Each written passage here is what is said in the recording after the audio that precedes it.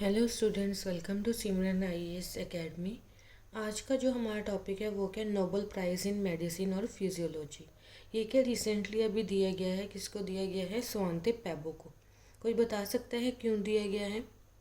ये इसलिए दिया गया है क्योंकि इन्होंने क्या किया है, सीक्वेंसिंग की है जीनोम ऑफ निएंडरथल्स। अब निएंडरथल्स कौन थे? निएंडरथल्स जो थे वो क्या, हमारे अनसेस्टर्स होते थे। ये क्या, वो स्पीशीज हैं जो अभी क्या कर गई हैं, एक्सटिंक्ट हो गई हैं 30,000 ईयर्स अगो। अभी ये जो अवार्ड है वो कौन देता है? Royal Swedish academy of sciences in Stockholm. इसका रेलिवेंस क्या है, क्यों इसको नोबेल प्राइज़ मिला है? क्योंकि जो स्वांते पैबो है उन्होंने क्या, एक न्यू साइंटिफिक डिसिप्लिन की खोज की है। एक न्यू साइंटिफिक डिसिप्लिन आया है जिसका नाम क्या है, पेलियोजीनोमिक्स। पेलियोजीनोमिक्स का मतलब क्या होता है, जो भी हमारे एक्सटिंक्ट ऑर्गेनिजम्स हैं, आज तक हम उनकी जो जीन्स है उसकी स्टडी नहीं कर पाए थे। आज अब हम क्या कर सकते हैं, उनकी जीन्स की क्या कर सकते हैं, स्टडी कर सकते हैं। इससे क्या इंपॉर्टेंस होगा, हम क्या देख सकते हैं कैसे हमारे ह्यूमन का एवोल्यूशन हुआ था, कौन से स्टेप्स वाइज जो है एवोल्यूशन कैसे हुआ था। अब कुछ की हाइलाइट्स हैं किसके, स्वांते पैबो की डिस्कवरी के। सबसे पहले उन्होंने बताया हमें ह्यूमन एवोल्यूशन के बारे में। उन्होंने बोला जो होमोसेपियंस थे वो अफ्रीका में रहते थे 3 लाख ईयर्स से अगो। 3 लाख साल पहले वो क्या, कहाँ रहते थे? अफ्रीका में रहते थे। बट जो निएंडरथल्स थे वो अफ्रीका में नहीं रहते थे, अफ्रीका के बाहर जैसे यूरोप वाली एरियाज में रहते थे 4 लाख ईयर्स पहले। बट 30,000 साल पहले वो क्या हो गए हैं, एक्सटिंक्ट हो गए हैं। बट फिर भी हम उनको क्या कर सकते हैं, स्टडी कर सकते हैं, देख सकते हैं कि उनका क्या रिलेशन था ह्यूमन बींग्स के साथ। सेकेंड, हम क्या कर सकते हैं, जीनोम सीक्वेंसिंग ऑफ निएंडरथल्स। इन्होंने क्या बताया कि कैसे हम निएंडरथल्स का कैसे क्या है आज की ह्यूमन पे कैसे इम्पैक्ट था, वो एक्सप्लेन किया है। इन्होंने बताया जो डेनिसोवन वर्जन ऑफ जीन का नाम क्या है, EPS1 था। उनका जो अभी भी जो ये वाला जीन है वो कहाँ पे पाया जाता है, जो तिब्बतियंस होते हैं जो कोल्ड एरियाज में रहते हैं, हाई एल्टीट्यूड्स में रहते हैं, ये जीन उनकी सर्वाइवल के लिए बहुत इंपॉर्टेंट होता है। आज भी उन लोगों में क्या पाया जाता है।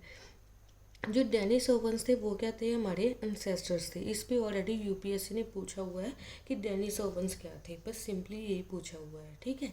सेकंड, जो निएंडरथल्स थे उनके जीन को जब स्टडी किया गया, ये ऐसा पाया गया ये कि हमारे जो इम्यून सिस्टम है उसको क्या करते हैं, इम्पैक्ट करते हैं, जो कि हमारी डिफरेंट टाइप्स ऑफ इन्फेक्शन जैसे अभी कोविड-19 था उनके लिए हमें क्या करता है, बचाता है। थर्ड क्या है, इन्होंने क्या किया, जो डेनिसोवा था उसकी क्या की है, डिस्कवरी की है। क्या हुआ था 2008 में, क्या हुआ था, 40,000 ईयर्स पहले का एक फिंगर बोन मिला था। कहाँ से मिला था? डेनिसोवा से। इसलिए इसका नाम क्या बना पड़ा है, डेनिसोवा। डेनिसोवा केव कहाँ पे? साइबेरिया में। तो जब इसकी डिस्कवरी हुई तो हमने जीनोम सीक्वेंसिंग करने की बात की, बट इतना ज़्यादा हो नहीं पाया। इसलिए जो स्वांते पैबो है उन्होंने क्या किया, इनकी जो जीनोम था उनको स्टडी किया और डिस्कवरी की कि कैसे जो डेनिसोवा कैसे एग्जिस्ट किए, कि कब होते थे कब नहीं होते थे, क्या इनका बिहेवियर था, ये सब कुछ किसने स्टडी किया है, स्वांते पैबो ने।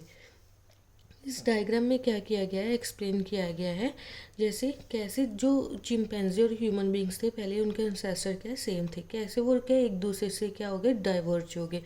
चिंपैंजी अलग ब्रांच होगी, ह्यूमन बींग्स की अलग ब्रांच होगी।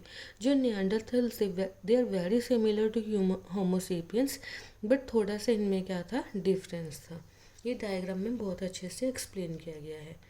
उसके बाद और फोर्थ पॉइंट क्या है, इन्होंने बताया कि कैसे जो डिफरेंट ह्यूमन स्पीशीज हैं वो कैसे क्या है, एग्जिस्ट करते थे। इन्होंने क्या बताया कि जो मॉडर्न ह्यूमंस हैं, जो आज की ह्यूमंस हैं, निएंडरथल है, डेनिसोवंस है, वो आपस में क्या सिर्फ इंटरेक्ट बातचीत ही नहीं करते थे, बट इंटरब्रेड भी करते थे। उन्होंने क्या देखा, एक ह्यूमन बींग ऐसा देखा, उसका स्केलेटन, जिसके जो फादर थे वो क्या थे, निएंडरथल थे, बट उसकी जो मदर थी वो क्या थी, डेनिसोवन थी।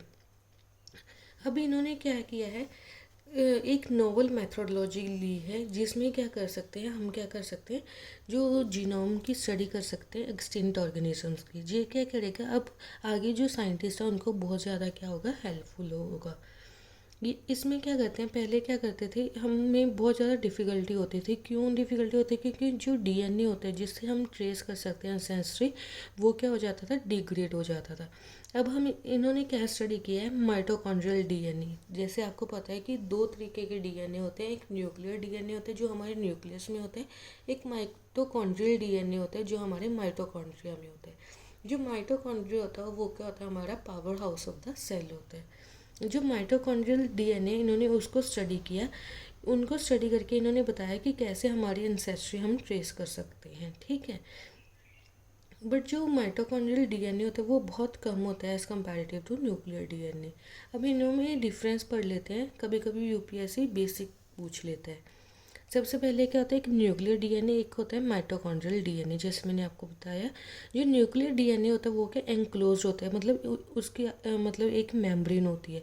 पर जो माइटोकॉन्ड्रियल डीएनए होता है वो एनक्लोज नहीं होता है। जो न्यूक्लियर डीएनए होता है वो क्या लीनियर होता है, माइटोकॉन्ड्रियल क्या होता है, सर्कुलर होता है। जो न्यूक्लियर डीएनए वो कहाँ से आता है, फादर और मदर दोनों के न्यूक्लियस से आता है। बट जो माइटोकॉन्ड्रियल होता है वो क्या है, मेटर्नल सोर्स से आता है, मतलब सिर्फ मदर से आता है, फादर से नहीं आता है, ठीक है। जैसे हमने 3 पेरेंट बेबी की बात की थी, 3 पेरेंट बेबी में हम क्या यूज़ करते हैं, माइटोकॉन्ड्रियल डीएनए यूज़ करते हैं, वो क्या है, सिर्फ मेटर्नल सोर्स होता है, ठीक है। अब हम पढ़ेंगे नोबेल प्राइज़ के बारे में। एक किसने इस्टेब्लिश किया था, अल्फ्रेड नोबेल ने किया था।